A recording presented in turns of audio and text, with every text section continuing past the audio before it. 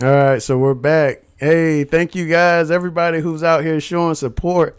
This is my biggest announcement right now, but every single year I earn my chance to tell everybody that I've celebrated another year of being sober.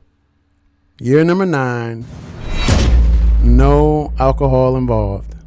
Year number 9. So this is a big year for me.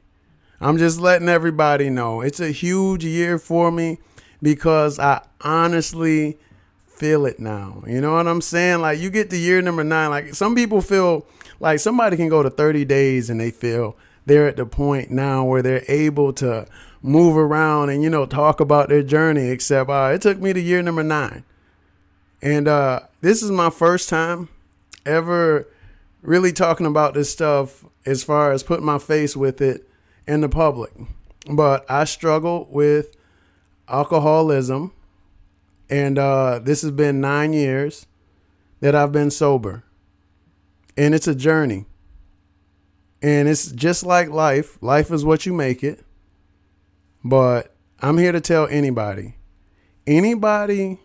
who wants to get on the most exciting journey of their life, when you decide to discipline yourself and take away the thing that's slowing you down, it completely changes your life. It's like a magic trick. Your whole life transforms.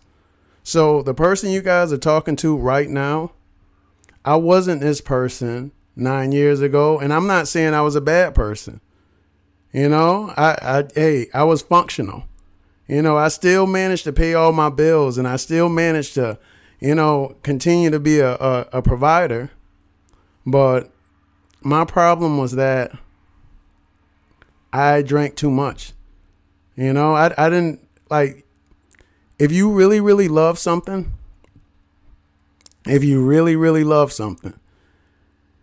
sometimes you're not thinking completely with your mind. You're just thinking about the emotions of having a great time. And that was my relationship with drinking. I really enjoyed having a good time. I love the conversations. I love to, start barbecuing, calling my friends up, reminiscing about the old times, listening to some music, and it was great at first, like anything. It's great at first. And one of the things that's the most ignorant thing that I can say is that my problem was that when I drink, I used to want to drive a little bit.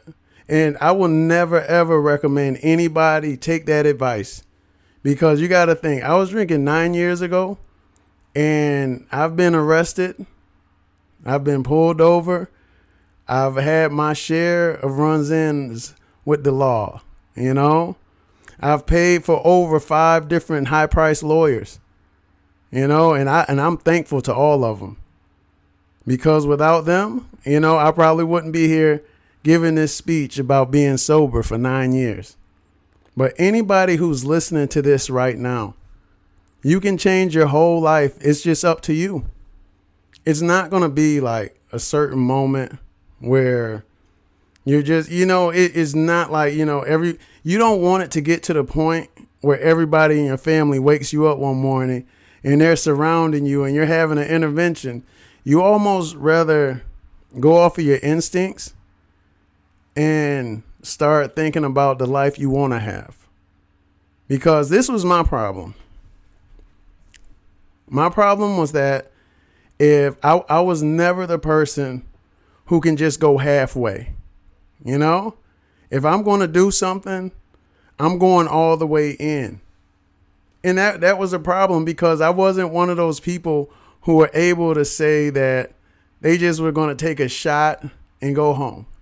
Like some people, they can say, oh yeah, I'll probably just drink a beer, and then, yeah, I'm about to get out of here. They'll do a shot and then they'll be like, oh, that's too much, I'm about to head home.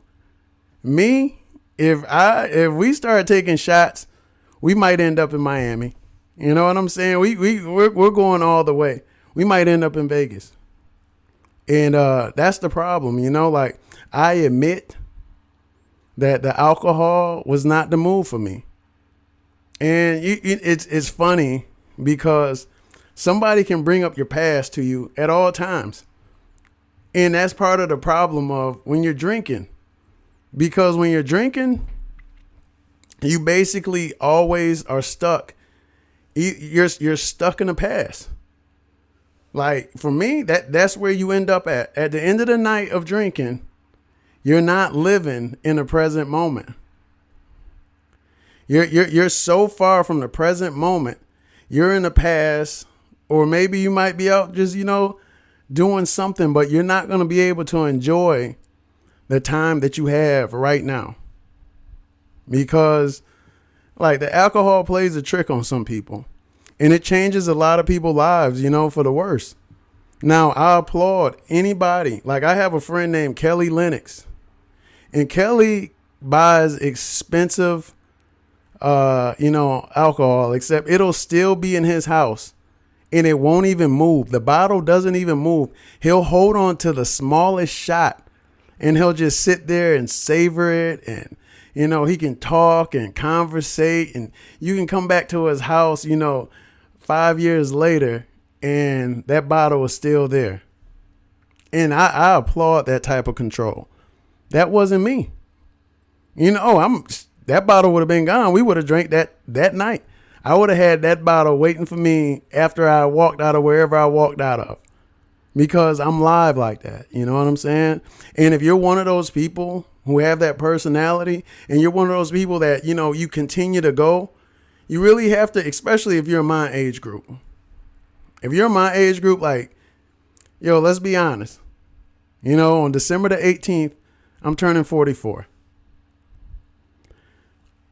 I don't think it's the move if you're still getting hangovers. And I tell people the truth. It's a privilege to have a hangover. Because if you still can get a hangover, at least your body knows the difference. When I was drinking, I didn't even get hangovers anymore. Because I stayed in the zone. I stayed in the zone. So I wasn't one of those people where, I took a day off. I just continued to drink. But now when I look around at my life and the accomplishments and the people I get to be around, and how my sons look at me, and the fact that my wife still looks at me like the most sexiest man on the earth, which is, is true in a lot of ways, but she still, she has that look for me. And that feels great, because I don't have to walk in the house and try to hide my breath, and that's, I don't feel like I need to ever hide, but I know that feeling of it's hard to conduct business and it's hard to do a lot of things when you're drinking. And if you're somebody like me, it's hard not to talk to people sometimes. So if you're always drinking, people aren't meeting the best version of yourself. But that's how it is. And anybody out there who's still going through a struggle, it's good. I'm going to sit down and talk to everybody as much as I can. If I ever have a chance to talk to you about a certain situation, it depending on where we're at, but I can give my ear to a lot of people out there who are still going through the struggle. And it's never too late, because you can completely change your life. Like I've been to places that I never thought I would have been. Like what I said, like it's sort of like when you used to watch that show Intervention, all right, I'm not going to say you used to, I'm going to say what I did. I used to visualize and I used to think about what it felt like to not have to have that nasty feeling the next morning. I hated that feeling. It was a feeling of like the only way I was going to feel better is if I finish off that little half a pint. I had that little half a pint left over. So I might as well knock that back, smoke a Black and Mild, get this thing moving. But the problem was that, I'll drink that half pint or whatever. And it was probably a fourth of a half pint. So don't try to make me like that. But, I will drink it. And before you know it, the party started back up. And there I am smoking Black and Milds and drinking. And it was an inner fight. That's what you go through. It's an inner fight that you're in, and all I can talk about now is the other side. And the other side is way better. I mean, I used to wake up with food next to my bed that I didn't eat the night before. Now I can taste everything I'm eating, and I enjoy eating. And it doesn't feel like I'm eating just to stop the alcohol from taking over. I'm eating because I'm enjoying my meals. And when I'm tired, it's because I'm generally tired. When I go to bed because I'm tired. I'm not passing out.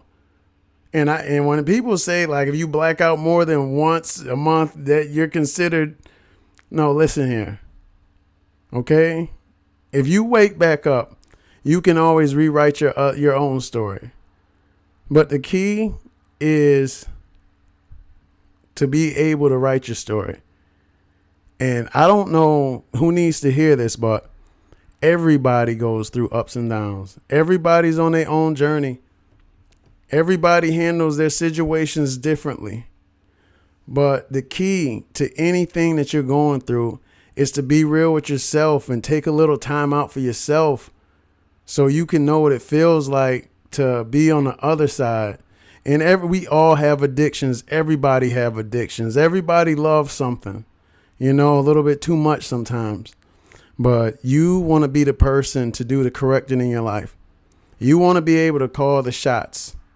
Because since I was able to quit on my own, it felt great because I chose. It was my moment. I said, I'm going to quit, and everybody can choose their own moment, except I don't think I would have been able to quit with as much success as if somebody had told me that if I don't quit, I'm going to have to join this program. Then I'm going to have to do this. And if I get in trouble, this happens, because alcoholism is a disease. So it's hard to tell somebody with a disease to just make your disease go away. But what you can give is inspiration to somebody out there who's watching this.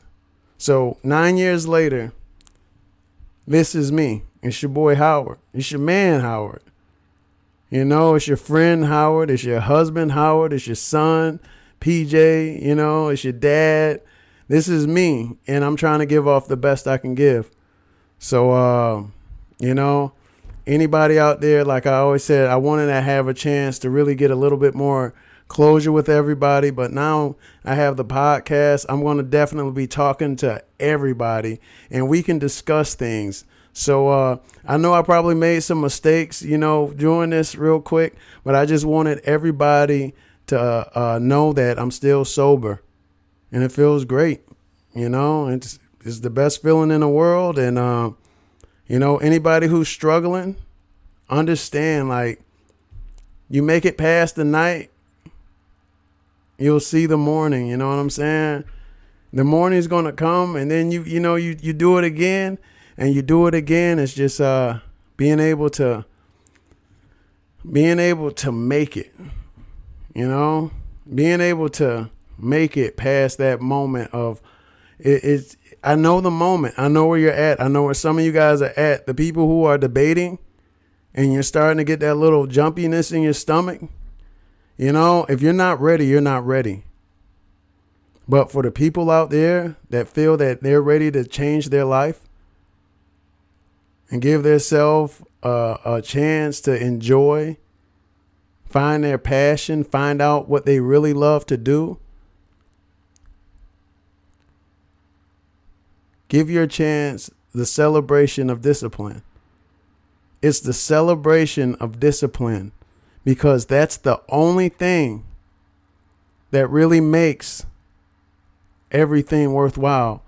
Because with discipline, you're taking away the thing that you really love, but it's also opening up space for something else that can really love you. And, I want to just give a shout out to everybody who made it this far, who's listening. Stay focused.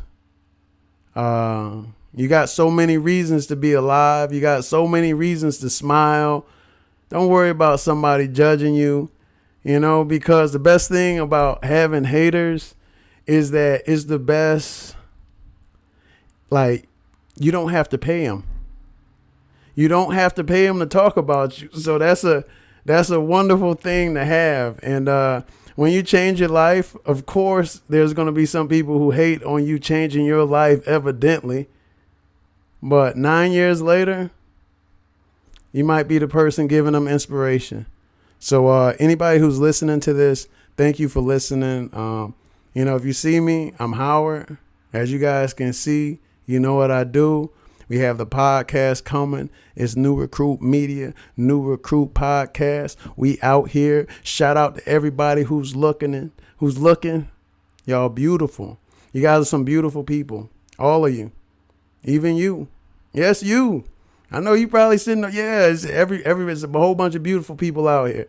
And you guys got to feel beautiful from the inside first. Man, we got so much to talk about. But anyways, I'll be hollering at you guys later. Peace out.